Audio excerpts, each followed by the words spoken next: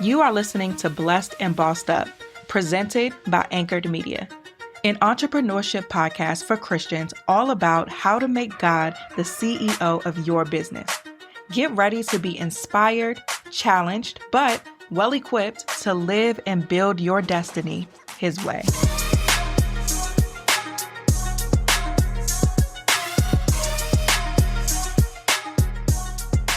Hey guys, welcome to another episode of the Blessed and Bossed Up podcast, and happy March. It is Women's History Month, International Women's Day, so shout out to all of the women who are making it happen, building businesses, growing your families, serving the Lord. Shout out to all of you because you deserve to be celebrated. Today, we are going to continue on with our book club pick, The Ruthless Elimination of Hurry by John Mark Comer. If you haven't started reading it yet, please go ahead and get the book. I'll read an overview in a second, but the link for the book will be in the show notes. We only read one chapter so far. So I think I did the prologue and then the first chapter, and we're going to cover two chapters today. So you still have time to catch up. The book is broken up into 3 sections. And so today we'll be finished with part 1. It is a quick read. It's an easy read, but it's powerful. Every chapter is meaty. It's not one of those books where you got to sift through a lot of fluff to get to the point. Every sentence means something, and I love that about the book. Quick description. It says, "Who am I becoming?" That was the question nagging pastor and author John Mark Comer. Outwardly, he appeared successful, but inwardly, things weren't pretty. So he turned to a trusted mentor for guidance and heard these words: ruthlessly eliminate hurry from your life. Hurry is the greatest enemy of the spiritual life. It wasn't the response that he expected, but it was and continues to be the answer he needs. Too often we treat the symptoms of toxicity in our modern world instead of trying to pinpoint the cause. A growing number of voices are pointed at hurry or busyness as a root of much evil. Within the pages of this book, you'll find a fascinating roadmap to staying emotionally healthy and spiritually alive in the chaos of the modern world. I wanted to read this book because I've read it a few years ago and I felt like I needed to revisit it. I'm somebody who has a busy lifestyle generally because family, business, school, all the things. But I also have a very busy internal life. What I got to do next? I need to hurry up and do this. I hate being late. So sometimes I have to rush and all of that. And so I knew that I needed to revisit this book for myself. And I suspect, because we see each other over here, that many of you needed to either revisit it or visit it for the first time as well. So we already covered the prologue as well as chapter 1. And so in this episode, we are going to read chapter 2 and 3. In chapter 2, he gives us a history of speed and how in the world we got to this point where everything is so freaking fast. He started off by giving a history, how we used to go or operate our days with the natural rhythm of the day. When the sun came up, we will wake up. When the sun started to set, we will wind down and go to sleep. And that was just the natural flow of people's days. It was slow. It was in sync with the natural rhythm of the day. And now we have alarm clocks that jolt us out of whatever phase of sleep we may be in at any given point in time, and it has forced us to conform to this artificial timeline to accommodate 9 to 5, working all day, all year long. Because even when we were going by waking when the sun comes up and sleeping when the sun goes down, that changed. We have daylight savings time. So the winter, it will be dark a little bit longer. You get a little bit more rest. The summer is a little bit more sun. So you were waking up earlier. Like, you would really be able to flow with the natural rhythm of the day. And now we are forced to conform with this artificial time. I even feel my body in conflict with that often because I'm somebody who's an early riser. If I was to stay asleep in the morning, I would have to have blackout curtains. I could not even feel that the sun is close to being up. Because once the sun wakes up, my body naturally is like, okay, now it's time to wake up. And I'm an early bird as well, so I'm naturally going to wake up on the earlier side. But especially if I see the sun is up, I my body is like, "Okay, we have to be awake." I'm not somebody that could, like, sleep the day away, wake up at 2 or 3, like, I can't. Once the sun starts going down, I start winding down, and maybe that's because I am an early bird that I also am somebody who goes to bed earlier, but my body, I feel, naturally flows that way. And when I'm awakened by my alarm clock, I'm more likely to be grouchy, groggy, because I didn't naturally wake up. I was essentially slapped in the face and told to get up by this aggressive alarm clock. Or I might force myself to sleep by a certain time so I could get a decent amount of sleep before that alarm clock is going to go off. And so it feels for a lot of us counterintuitive the way that the world is. But unfortunately, that's the way the world is. So, how do we continue to live our life and understand the world that we live in, but we're not of the world that we're living? That we understand that, okay, I have to set an alarm to wake up. I have to do XYZ, but I'm refusing to get swept up in that pace. How do we maintain our internal pace, our own steadiness and foundation in a world that's so busy? And that's why we're reading this book. But nevertheless, he goes on to say how in 1879, you had Edison and the light bulb, which made it possible to stay up past sunset. He said, okay, brace yourself for this next stat. Before Edison, the average person slept 11 hours a night. Can y'all imagine sleeping for 11 hours at night? I average about 6 to 8.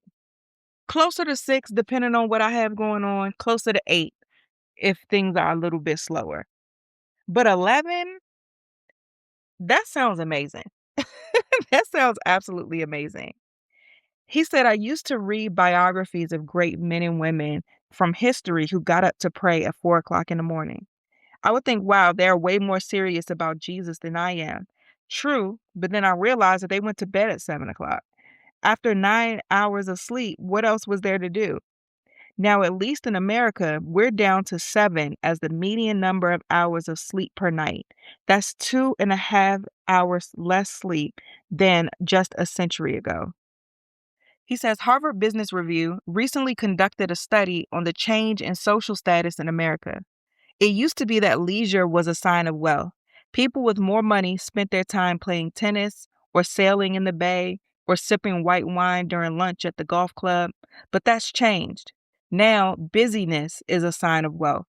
You see this cultural shift in advertising. Commercials and magazine ads for luxury items like a Maserati or a Rolex used to show the rich sitting by the pool in the south of France. Now they're more likely to show the wealthy in New York or downtown LA leading a meeting from a high rise office, going out for late night drinks at a trendy club, or traveling the world. A century ago, the less you worked, the more status you had. Now it's flipped. The more you sit around and relax, the less status you have. He says, not surprisingly, over the same time period, we've seen the death of the Sabbath in American life. Until the 1960s, and in some places as recently as the 90s, blue laws forced businesses to close on the Sabbath, a government mandated speed limit on the pace of American life. My dad is pushing 70 and he tells stories about growing up in the Bay Area in the 50s and how the entire city was shut down at 6 on the weekends and all day Sundays. Nothing was open but the church. Nobody went out to brunch or to a sports game, much less shopping. Can you imagine that happening in Silicon Valley today? I can't. My dad still talks about what a big deal it was when 7-Eleven came to town, the first chain store to stay open 7 days a week and until 11 p.m. In one generation, Sunday evolved from a day of rest and worship to a day to buy more crap we don't need, run errands, eat out, or just get a jump start on our work for the week ahead. I thought this was so interesting because a lot of people, Sunday is your planning day. That's where you prepare for the week. During football season, you'll be in church and they be like, okay, we got to get out before the game start because football games are on Sundays. Like, what? How are we rushing worshiping the Lord to go and watch a football game? How are we so focused on productivity and what we need to get done and accomplish that instead of spending a day to just simply rest and worship the Lord, we're spending it in our planners. We're spending it doing work around the house. We're spending it doing all of these other things. We're quote unquote resetting, but we're resetting everything except for what matters the most, which is our focus and attention on the Lord. Isn't that something? Let's sit with that for a second.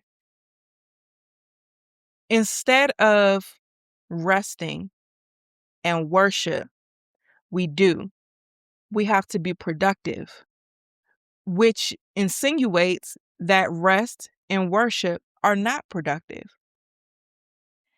So I would challenge you to really sit with your perspective of productivity.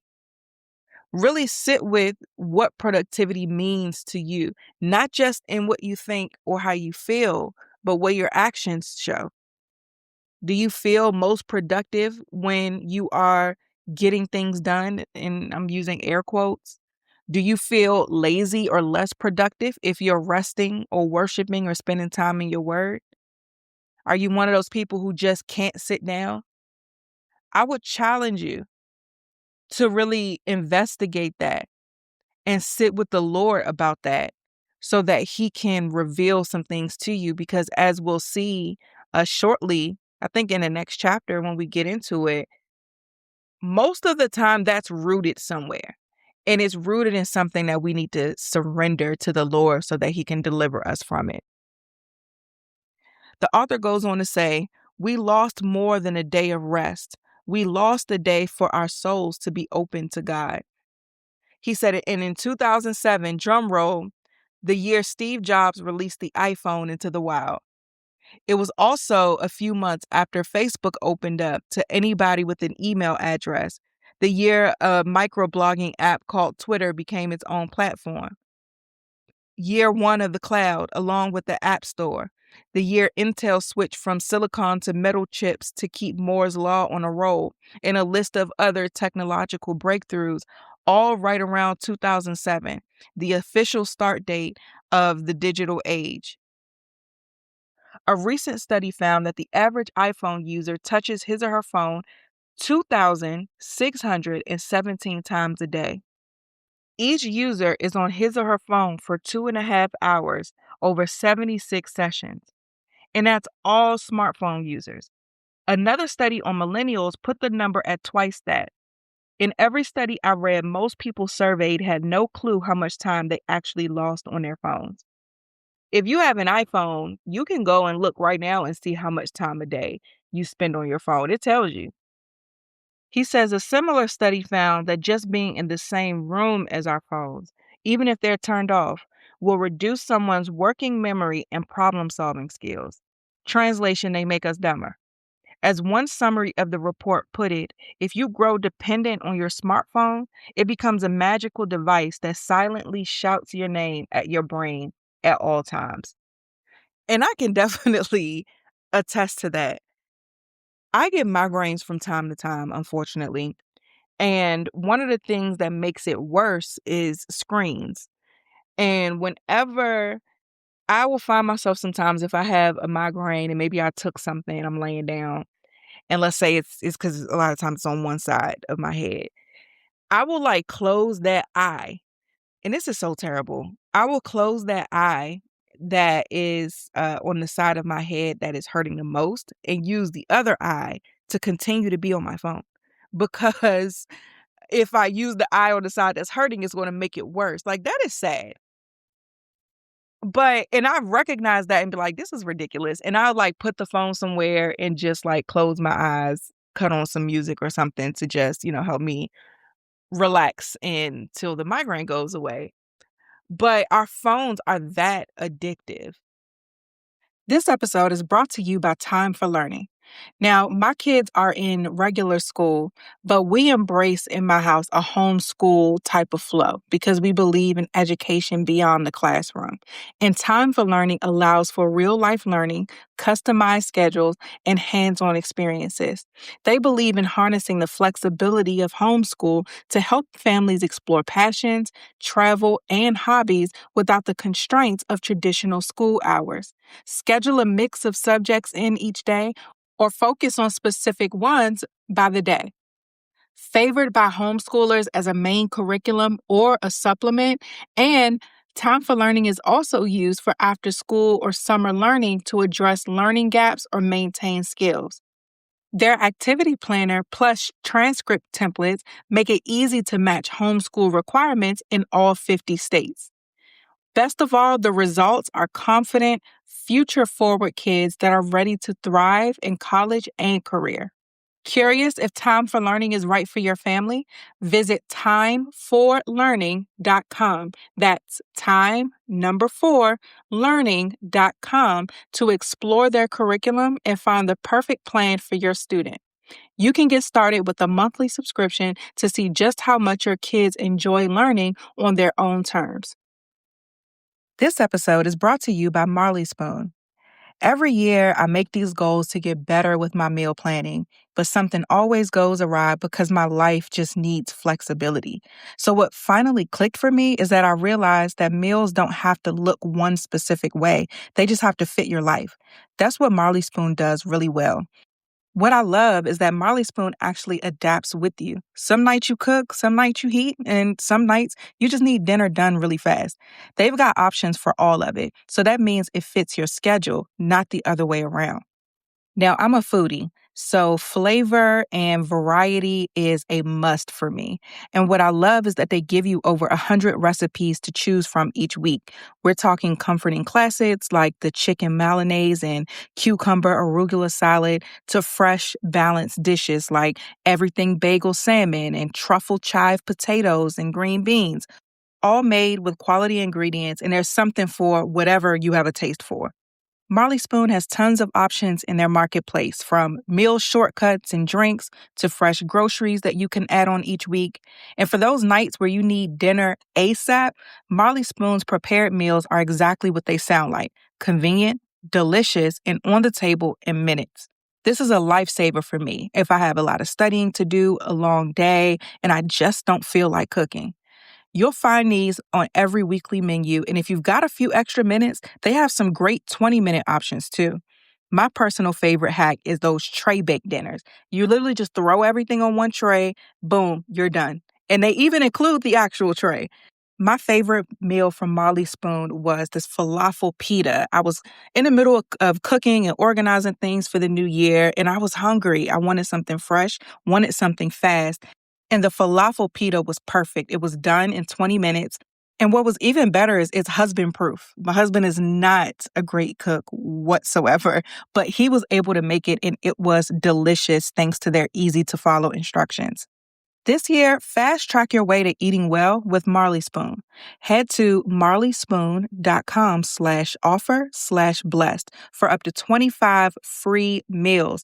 That's right, up to 25 free meals with Marley Spoon. That's marleyspoon.com/offer/blessed for up to 25 free meals. He goes on to say that Sean Parker, the first president of Facebook, now calls himself a conscientious objector to social media. In an interview with Axios, he begrudgingly admitted, God only knows what it's doing to our children's brains. The thought process that went into building these applications, Facebook being the first of them, was all about how do we consume as much of your time and conscious attention as possible. And that means that we need to sort of give you a little dopamine hit every once in a while because someone liked or commented on a photo or a post or whatever. And that's going to get you to contribute more content, and that's going to get you more likes and comments. It's a social validation feedback loop, exactly the kind of thing that a hacker like myself will come up with because you're exploiting a vulnerability in human psychology. He says, I use the italics, but in moments like these, we see behind the curtain of what my friend Mark Sayers calls digital capitalism. Economists call it the attention economy. Harris calls it an arms race for people's attention. A company can get your money if and only if they can get your attention. And we see this play out every single day on social media. We see this play out in influencer culture. The reason why influencer culture is what it is and these people get all of these brand deals and all of that is because these individuals, creators, have figured out how to get people's attention. And so brands pay them to get in front of the eyes that they have cultivated. That's it.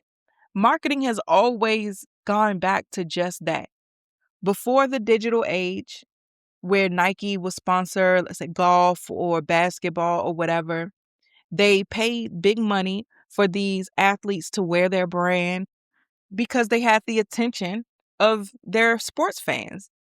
But now the digital age has just set this ablaze because we still have people who are able to sell to their audience, right? But you also have these devices in and of themselves, these platforms that make room for the people to sell to their audience. So, for example, you have, let's say, the influencer who a brand will pay because the influencer has amassed a certain amount of following. The brand will pay them to advertise to their audience. But the platform that the influencer has built their audience on is created to be addictive, both for the influencer so that they can continue to do the things that is getting people on their platform and engaged, but also to everybody else, making us addicted to being on their platforms so that we can continue to give our attention to them. So the influencer gets paid to sell directly to the audience that they have amassed, but then the platform, because they're also capitalizing off of your attention, are able to have their own built-in ads and things to target you. And we see it. I mean, you could open up TikTok right now. You got the people who are live doing these QVC type of selling. You have, and TikTok took it to a whole nother level because they have buying right within their platform, which is quite brilliant in my opinion. But you scroll and you'll see people who are live selling stuff. Then you'll see people who are just selling whatever because they can link it to the TikTok shop and get a little commission. Then you see an ad that's directly from the brand itself. It is crazy. The attention economy now is insane. And in some ways, I don't think that it's all wrong. Because, I mean, obviously, this is a major issue, the ways in which these platforms are addictive. But I like that a regular everyday person can build a community based upon whatever it is their message is. Maybe it's showing a happy family, maybe it's showing their school journey, maybe it's them sharing fashion and beauty and all of that. I think that it is amazing the opportunity that's provided for a regular everyday person to build community and then be able to build a lifestyle and a life for themselves based upon building community. I think that it's wonderful that the everyday person can come on and say, hey, I bought this juicer or whatever from the TikTok shop and I love it. And now I'm telling you about it. And if you buy it, I get a kickback. We go and tell people about stuff we buy from stores all the time. We ask our friends and family, oh, where did you get this from? All the time. And so the fact that people could now get paid for their recommendations, I think that that's great. That puts food in their mouth, gas in their car. It helps feed their family. I think that that's wonderful. I also think it's great that a brand can go on these social platforms and sell their products and be able to target specifically who needs the products. Once things get predatory, that's when I have a problem with it. But when everybody's happy, one side is getting a need met, one side is getting paid, I think it's great. When regular everyday people are able to elevate their life financially based off of something that they want to do anyway, I think that that's great. However, we have to also still recognize when something is keeping us away from the one that matters most, and that is the Lord. And so in all of the ways in which these situations or platforms can be positive, we can't ignore how detrimental this digital age can be to our relationship with God overall, and our time and ability and mental capacity to be able to really sit with him. The author even goes on to say that psychologists make the point that the very mass majority of Americans' relationship to their phones falls at least under the category of compulsion. We have to check that last text, click on Instagram, open that email, etc. But most of us are past that to full on addiction. He says if you think you're the exception to the rule, great, prove it. How? Turn off your phone for 24 hours straight, just one day, and call it a digital Sabbath. I highlighted this because I was like, I think I want to do this. I don't have, I already don't have Instagram on my phone at all. I definitely don't have Facebook on my phone. I have TikTok on my phone. I use it to reference things if I'm searching for something, restaurants and things like that. So I keep it on my phone for those purposes. But I can't lie. Once I'm on there, the algorithm knows me. So I'm just cackling and scrolling. But that's the only social network that's on my phone. And my phone also has no notifications. The only notifications that come through are my bank, my texts, of course, and phone calls. But outside of that, I don't have any social media on my phone, and definitely except for TikTok, the notifications are definitely off. And I don't even post on there to even get notifications about any likes or whatever. And I only see when people tag me and things. Shout out to everybody who listens to this podcast and you post TikToks and tag me. I always see those, and I love to see those. But yeah, I don't have social media on my phone. My notifications are off. I do get the ones from my bank and ones from school because a lot of times time is of the essence when I have emails and things from professors and things at school. But yeah, I think that is very helpful for me in staying out of addiction territory. But again, I still get drawn in. I might be thinking about something, I might look it up. And that's where my relationship with my phone can be a bit much, where I'm somebody who's always thinking ahead. My brain goes to 50 million places. I'm always having an idea for something, and then I'm on my phone. I think, oh, I want to take the kids here, and I start looking stuff up. Or what if I did this with the podcast, and I start going down the deep dives. And that's still distracting. Even if it's not scrolling on social media, it's still distracting. And so I'm like, maybe I can do this 24-hour Sabbath.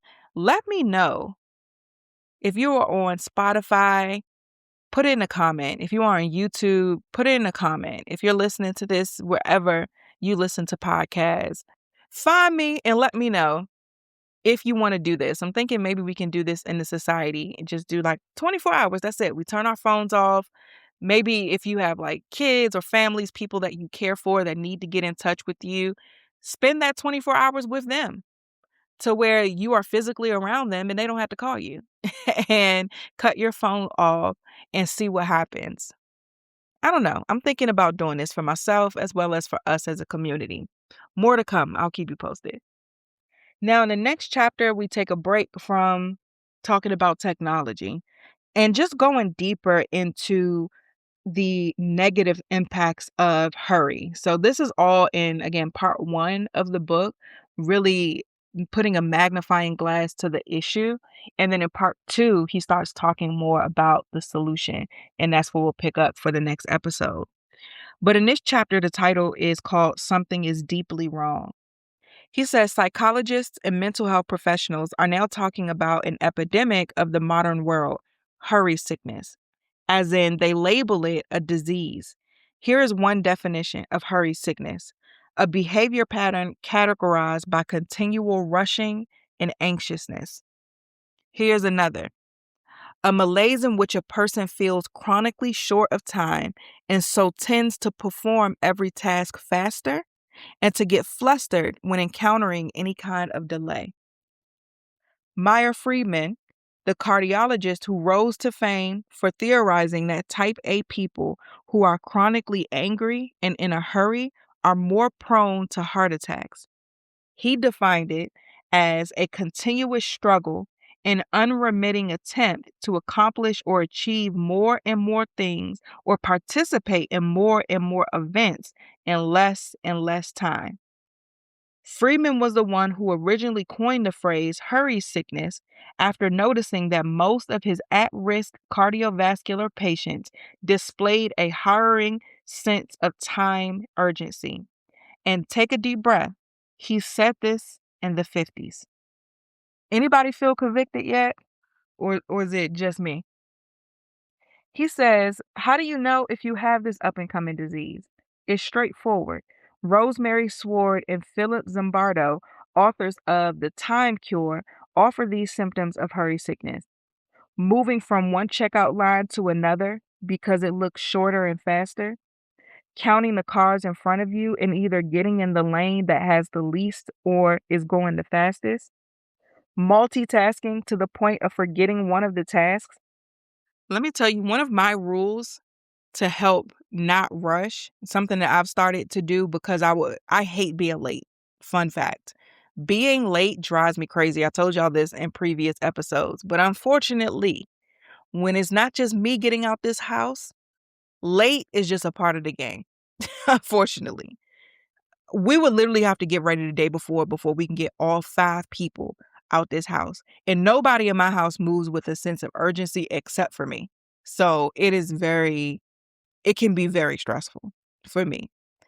So something that I started doing is once I recognize that I'm rushing and I recognize that hurry is coming up, I pause and say, you know what? I'm just going to be late.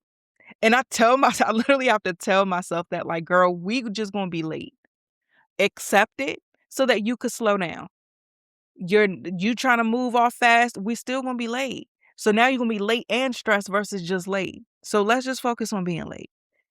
And that helps me so much because now I'm not rushing. So usually I'll text if somebody is waiting for us, hey, we'll be there at this time. So that allows me to reset so that I'm not in this hurry. The author goes on to say, let's take a little self-inventory. He says, here are my 10 symptoms of hurry sickness. Check the symptom if the symptom rings true for you. Number 1, irritability. You get mad, frustrated, or just annoyed way too easily. Little normal things irk you. People have to tiptoe around your ongoing low-grade negativity, if not anger. Word of advice from a fellow eggshell expert. To self-diagnose, don't look at how you treat a colleague or a neighbor. Look at how you treat those closest to you, your spouse, children, roommate, etc. Now, little advice for my moms out there, especially moms with little children. I don't really deal with irritability at baseline, but it can be overstimulating sometimes when you have like kids being loud, you're maybe in the middle of something, somebody's calling you, needing you every single second. It could get overstimulating real quick. And when that you're overstimulated, that irritability can come up. Something that I started doing that is helpful is if my kids are like, if I feel myself getting to the point of being irritable and my kids are constantly calling me, or let's say somebody's having a tantrum or whatever, I usually just give them a hug. And it calms everybody down, including me, where we just hug and take some deep breaths. They calm down, I calm down. We reset our central nervous systems together, and then we can proceed in love. That helps a lot. So just a little tip for the moms, because we don't want to snap on our gifts. The second symptom, he says, is hypersensitivity. All it takes is a minor comment to hurt your feelings. A grumpy email set you off, or a little turn of events to throw you into an emotional funk and ruin your day. Minor things quickly escalate to major emotional events. Depending on your personality, this might show up as anger or nitpickiness or anxiety or depression or just tiredness. Point is, the ordinary problems of life on this side of Eden have a disproportionate effect on your emotional well-being and relational grace. You can't seem to just roll with the punches. Number 3, restlessness. When you actually do try to slow down and rest, you can't relax. We talked about this earlier. You give Sabbath a try and you hate it. You read scripture but find it boring. You have time with God but can't focus your mind. You go to bed early but toss and turn with anxiety.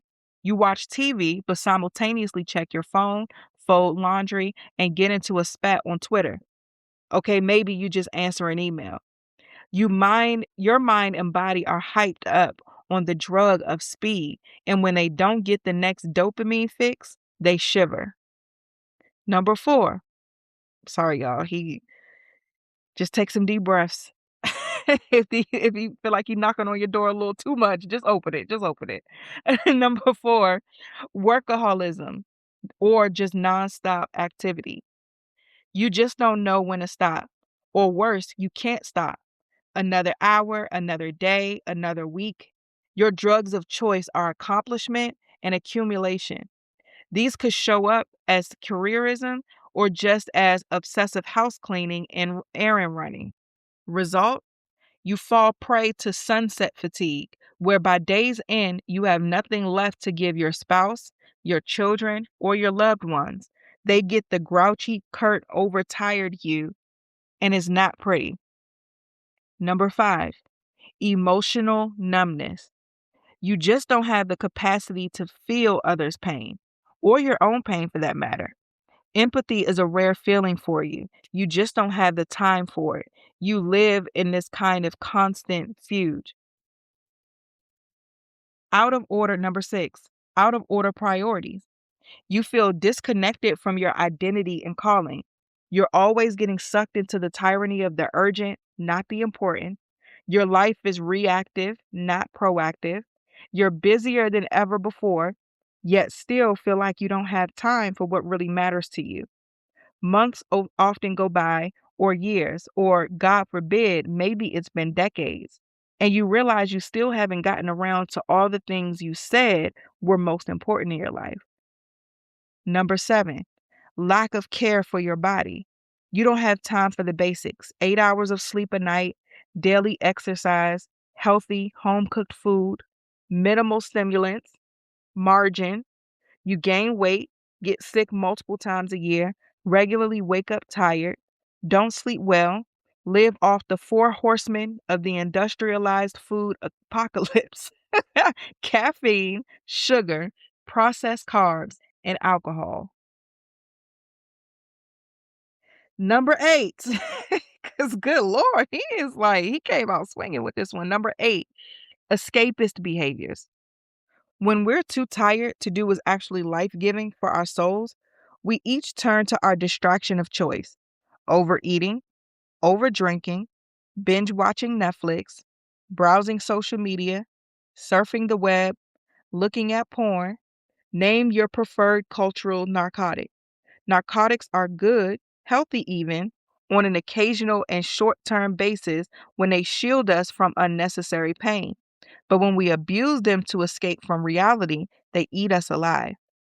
Well, porn is not good at all. You find yourself stuck in the negative feedback loop of socially acceptable addictions. Number 9, slippage of spiritual disciplines. If you're anything like me, when you get over busy, the things that are truly life giving for your soul are the first to go rather than the first to go to, such as quiet time in the morning, scripture, prayer, Sabbath, worship on Sunday, a meal with your community, and so on. Because in an ironic catch 22, the things that make for rest actually take a bit of emotional energy and self discipline. When we get over busy, we get overtired. And when we get overtired, we don't have the energy or discipline to do what we need to do most for our souls. Repeat. The cycle begins to feed off its own energy. So instead of a life with God, we settle for a life with a Netflix subscription and a glass of cheap red wine, a very poor substitute. Not because time wasted on TV is the great Satan, but because we rarely get done binge watching anything, or posting on social media, or overeating Five Guys burgers and fries, etc., and feel awake and alive from the soul outward, rested, refreshed, and ready for a new day. We delay the inevitable. an emotional crash. And as a consequence, we miss out on the life-giving sense of the withness of God. Last but not least, number 10, isolation. You feel disconnected from God, others, and your own soul. On these rare times when you actually stop and pray, and by pray, I don't mean ask God for stuff, I mean sit with God in the quiet. You're so stressed and distracted that your mind can't settle down long enough to enjoy the Father's company. Same with your friends. When you're with them, you're also with your phone or a million miles away in your mind, running down the to-do list. And even when you're alone, you come to face the void that is in your soul and immediately run back to the familiar groove of busyness and digital distraction. Okay, do the math. How did you score? 7 out of 10? 8? Don't worry about it. You're not alone. Reject any guilt or shame that you feel right now is not helpful, rarely for God, and definitely not my agenda with this little exercise.